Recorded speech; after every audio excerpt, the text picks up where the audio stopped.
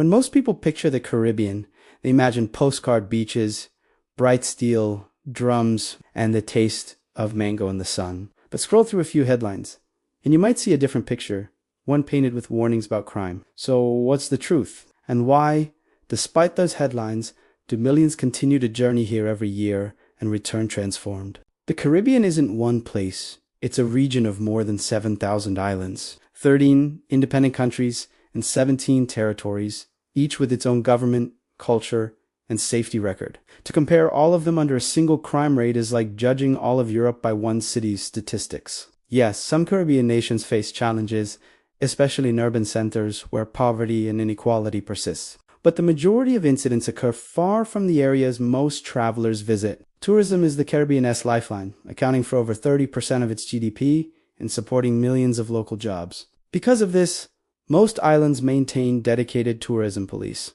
community patrols, and safety zones. In places like Barbados, the Cayman Islands, and St. Lucia, crime against tourists is statistically lower than in many major US or European cities. In short, locals want you to feel safe because your visit sustains their livelihoods. Traveling to the Caribbean isn't just about sand and sea. It's an immersion in resilience, the echo of African drums, indigenous roots, and European and Asian influences all blending into a living, breathing classroom. Each island tells a different story. In Jamaica, music is both protest and poetry. In Dominica, volcanic soil feeds one of the world's richest rainforests. In Cuba, colonial plazas whisper lessons in architecture and revolution. To travel here is to learn, not just to lounge. Every traveler has power to choose ethical accommodations, support local artisans, and respect cultural traditions. By doing so, visitors help strengthen communities, the very communities that fight the root causes of crime, inequality, and lack of opportunity. Travel, when done mindfully, becomes an act of solidarity. Yes, you should stay alert, just as you would in New York, Paris, or Rio.